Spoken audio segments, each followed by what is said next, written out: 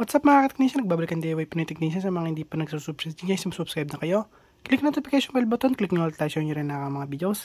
So yun guys, mag-tear down tayo ng ES15 ng Miniware. At para makita nyo rin guys yung loob niya. At ano na rin natin siya guys, may maintenance na rin natin siya kasi matagal ko na rin siyang ginagamit. Tsaka almost kada gagawa ko, siya yung gamit ko talaga guys kasi para hindi ako mahirapan magtanggal at magkabit ng mga screw or mga tornilyo. So, pakita ko muna sa inyo kung paano siya i-tear down, syempre, at yung mga kailangan nyo guys, syempre, papakita ko rin sa inyo. So, kailangan nyo ng grease guys. So, ang gamit ko rito ay Super Lube na multi-purpose synthetic grease siya guys. So, ayan, dielectric. Ayan, heavy duty, dielectric, grade food, clean, ayan. So, malinis yung ano niya guys. Pakita ko sa inyo yung ano niya. Kasi bago pa to guys eh. Ayan, yan mismo yung grease niya guys. Ayan o. Ayan. So, hindi siya maitim. Hindi rin siya yung clear. Kasi clear yata yung nakalagay dito, no? Ay, hindi niya sinabi kung clear. Pero malabo-labo siya guys. Ayan, malabo. So, hindi siya kulay team, hindi siya kulay pula, hindi siya ibang kulay guys. So, kailangan din ng paper towel. Syempre, kasi guys, mamaya, messy na to kasi yung dating grease to, syempre, baka maitim na. So, kailangan natin paper towel din. At syempre, kailangan din natin guys ng soldering iron para pantanggal ng mga wire. So sa ngayon guys, pakita ko muna sa inyo kung paano siya tanggalin. Dito nyo siya guys tatanggalin. Ito. Ayan.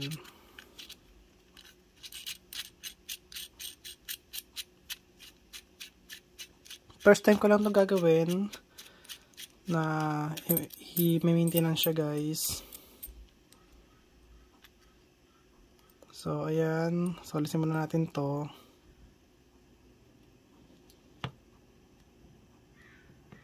So, ganyan guys siya pagka tinanggal.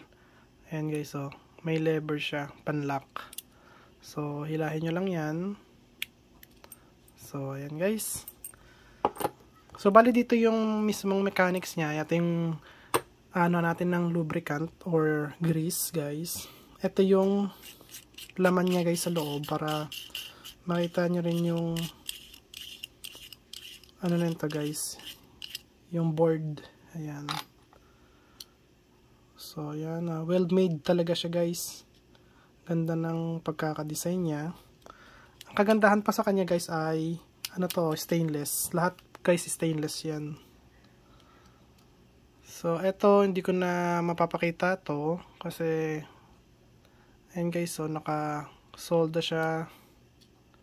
Ayun guys, so yung ano niya, yung LCD niya. Ayan, nakasolda kasi guys, ayun o.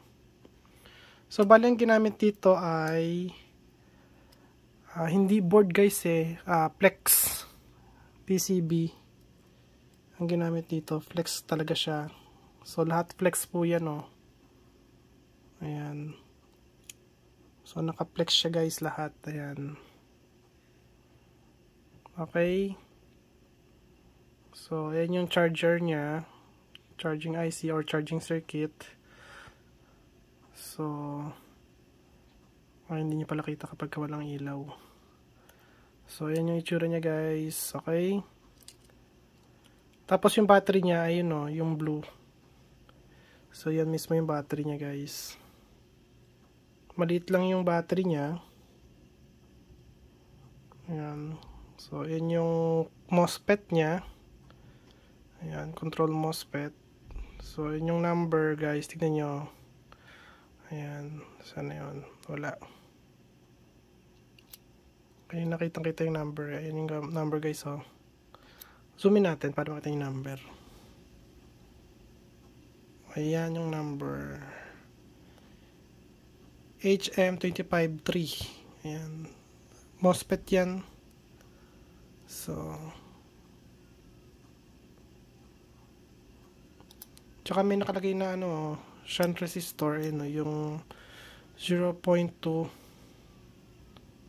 Ayan, 0.20.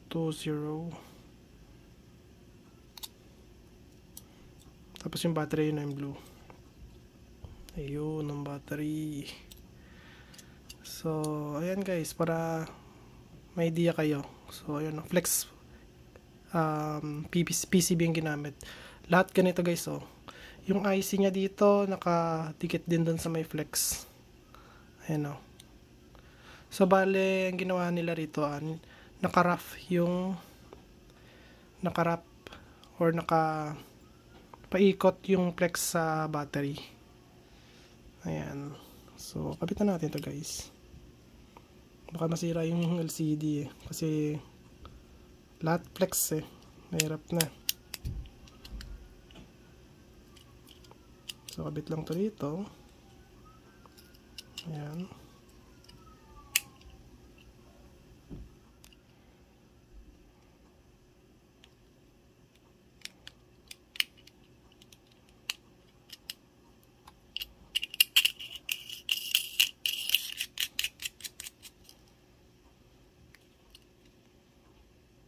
So, ayan guys. So, bali hindi natin kailangan yan. Ito lang yung kailangan natin. Plasin natin to.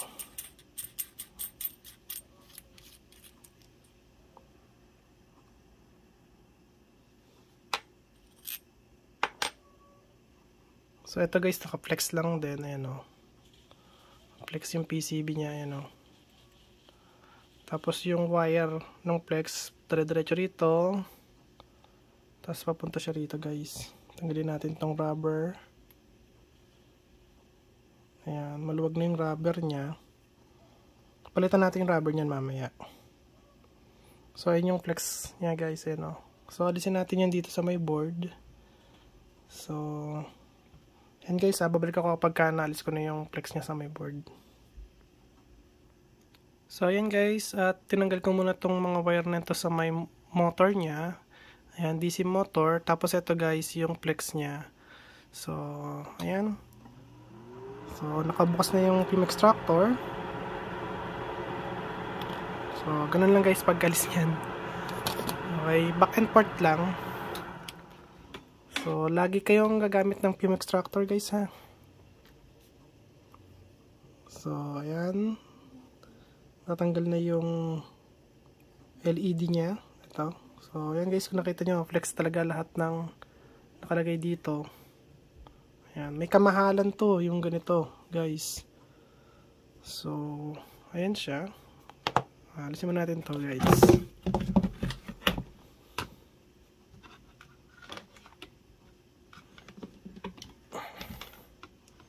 Wait lang, guys.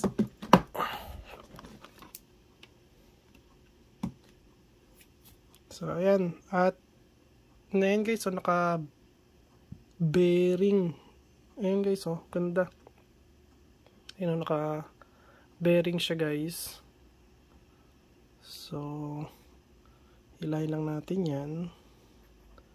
Baka may mahulog na parts. So, ayan. Ito yung motor niya guys. Pero meron pa rito na mga gear. So, ano kaya yung ditong gear? Balilak to guys. Ito yung pinaka-lock niya sigurado. Ayun o, naglalak siya guys. Ayun o, nakalock na. Ayun o, pag inikot ko to, ayun o, nakalock. So, ito guys, yung bahagi dito ay lock po to guys. So, ayan. Feeling ko hindi natin matatanggal to eh. Yep. Tigas. Tigas niya guys. Ito. Ito guys, wait lang. Ito natatanggal. Ayun, natatanggal pala. Wait lang. Okay, dahan-dahan lang. Ay! Ayun. Ang ganda niya. Meron siyang thrust bearing. Ito guys, oh. May thrust bearing siya rito. Wait lang. Baka matanggal kasi yung pinaka ano niya eh. Yung thrust bearing niya guys. yung kalahati, ayun guys, oh, ng thrust bearing. So, ito yung kalahati ng thrust bearing guys, ayan. So, natatanggal siya guys. Wait lang. So, tanggalin mo natin to kasi baka mahulog yung mga parts. So, ayan siya guys. Thrust bearing ito. Tapos ito, matatanggal siya guys, pero hindi ko na siya guys tatanggalin. Kasi ano, pakita ko sa inyo. Ayan na, nagalaw siya, ayan na. So, naka-tape kasi siya guys eh. So, hindi ko na siya guys tatanggalin. So, ito yung locking mechanism niya. Ayan. So, kapag hindi siya mandar, pwede kasi siya i-manual. Tapos, naka-double bearing siya guys. Ayan o, double bearing. Ganda ng pagkakadesign, promise. Tanggalin natin guys.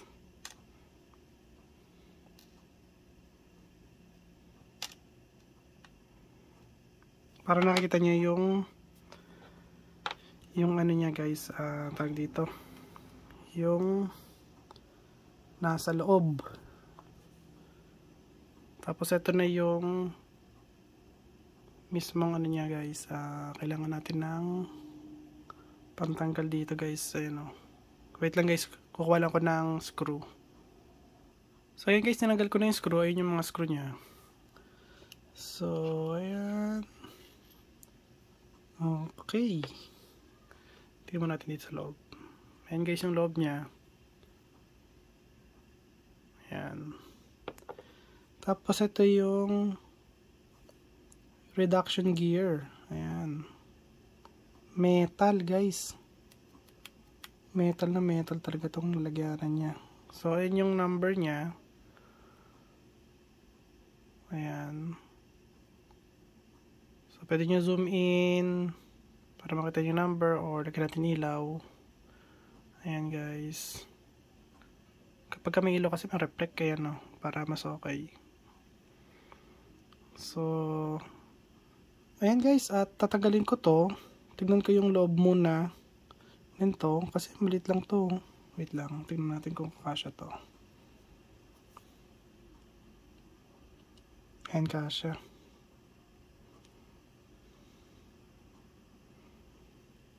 Ayan, pwede pala tanggalin. So, tanggalin natin guys. Pero ang tigas niya.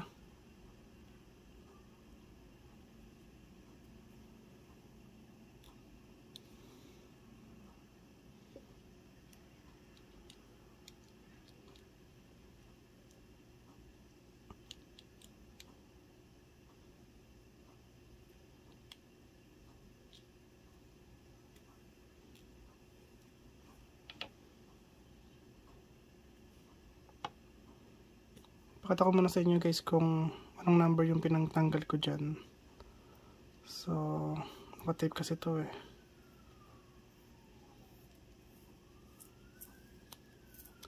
So, ayan ang number na pinangtanggal ko ay ayan, PH00. Dahan-dahan lang. Kapag ganito kaliliit guys, dahan-dahan lang yung pagtatanggal.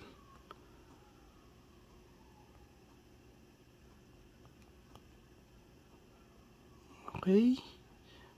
Grabe, dang liit. Grabe, dang liit oh. Tingnan yung daliri ko dun sa may gear niya mismo. Sa may pinion gear niya. Tsaka tingnan yung pinion gear niya. Ano siya guys oh. Tawag dito. Naka-slant. Ayan oh. Hindi siya tuwid. Naka-slant siya guys. Ayan oh. Ganda. Ang liit lang. Nakakatuwa kasi ang liit niya lang guys eh. Ito naman yung mga gear niya, gear planet or mga planet gears niya. Ayan guys. So taas natin yan. Paano kayo may tataas to? Ayan o. Pag iniikot ko siya guys, ayan o. Wow, ang bilis eh. Wait lang guys Babalik ako guys kapag natanggal ko na yung mga planet gear niya kasi hahaba lang yung video natin eh. So ayan guys yung mga gear niya. Ayan yung mga planet gear niya. Ayan. So ayan guys. Bakal po to. Ayan bakal yan. Ayan, so lilinisin natin yan. Tapos lalagyan natin yan ng synthetic grease. Ayan. Tsaka para nakita nyo rin siya guys. Ayan. Okay. Tapos ito na yung mga kasama niya. Ayan So ito guys ay bakal. Tapos plastic na to guys. Bale ito nakalagay siya rito, tapos ito nakalagay dito, tapos ito nakalagay dito, tapos ayan nakalagay na siya dito guys. Ayan, kaya kung nakikita nyo guys maitim na yung grease nya. So linis yan, tapos lagyan natin ng bagong grease. Ayan. Okay, so ayan guys, at least nakita nyo yung laman mismo ng ano natin, ng tag dito ES15. Ayan guys, so ayan yung mga parts nyan. So alisin natin to guys para yan ang gamitin natin na ano nya, thumbnail guys. Ayan.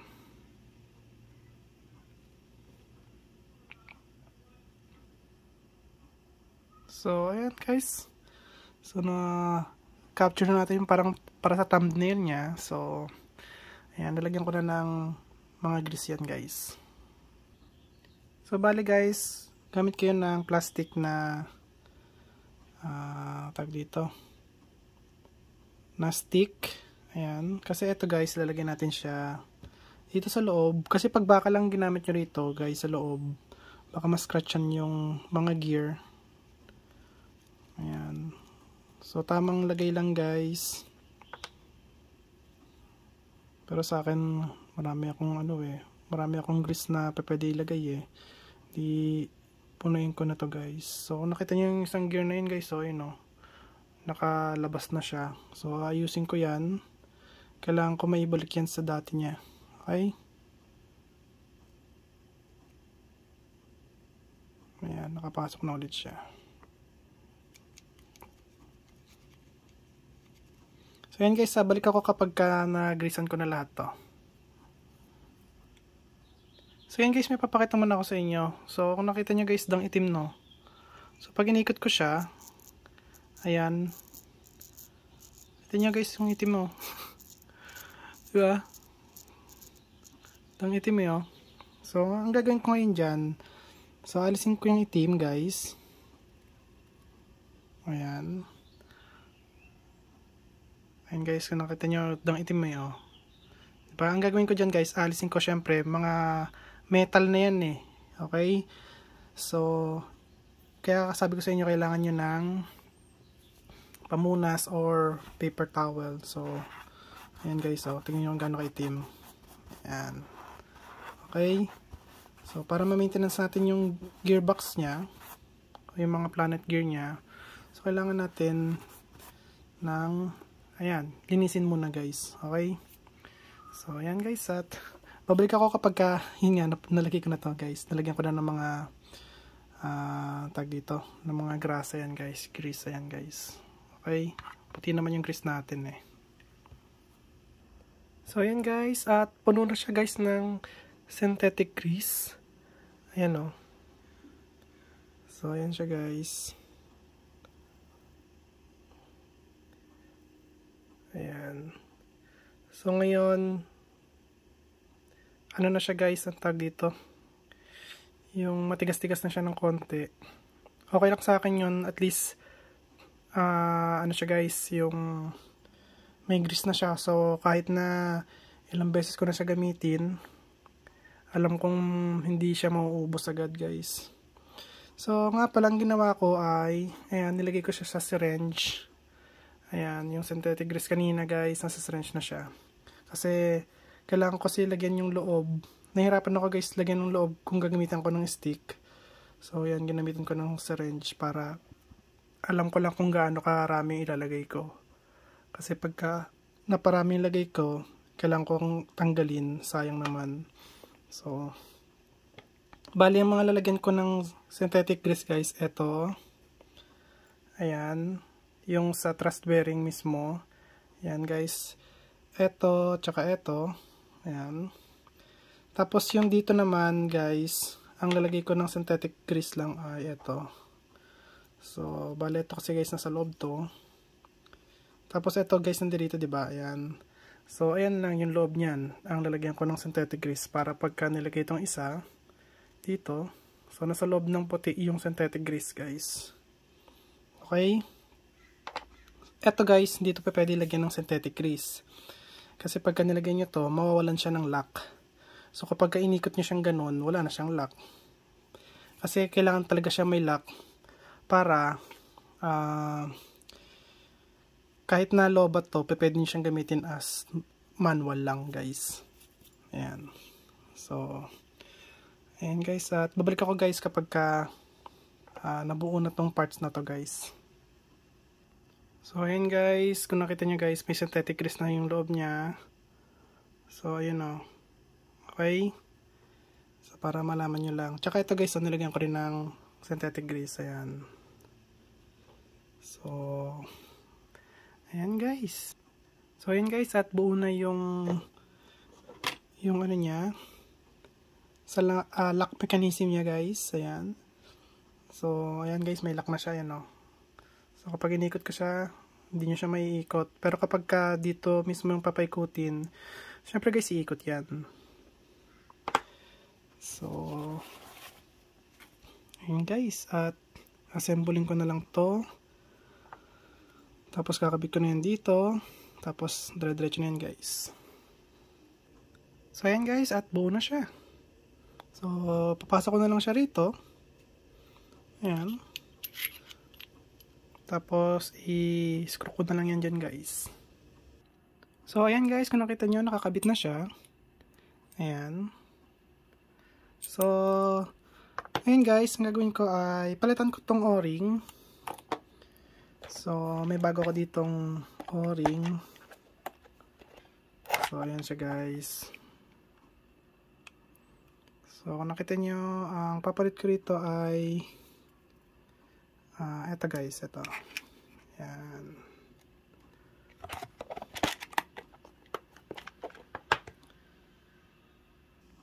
So, lagay ko lang siya rito guys. Ayan.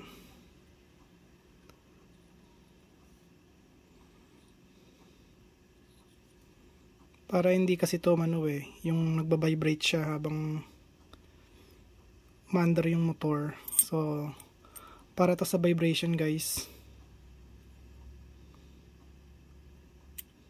Kasi walang gilid yan guys eh. Kung nakikita nyo guys ayan o.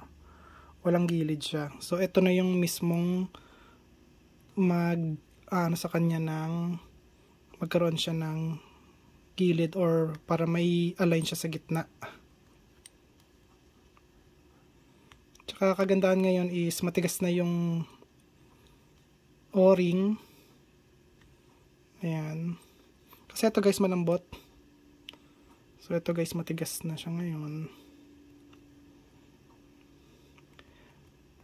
Ayan. Maliit siya ng konti. Pero okay na guys. Balik nga lang. Ayan. Okay good. Okay na. Tapos lagyan natin to guys sa loob. Ayan.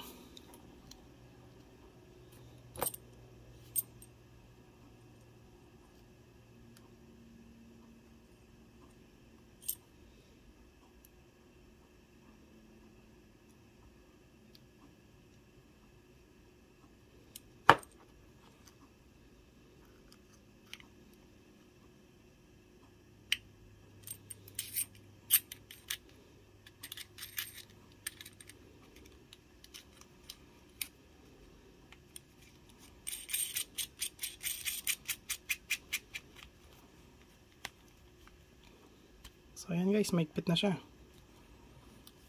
Okay, try na natin. Nice. Nice. Yan guys, oh.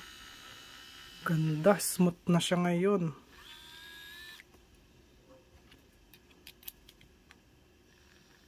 Yan guys, oh. Smooth na siya ngayon, oh. Wow. Nice. Okay na guys. At kung gusto niyo yung video ko, huwag kalimutan mag-like, share, subscribe, click notification bell button, click nyo all guys. Bye. Peace.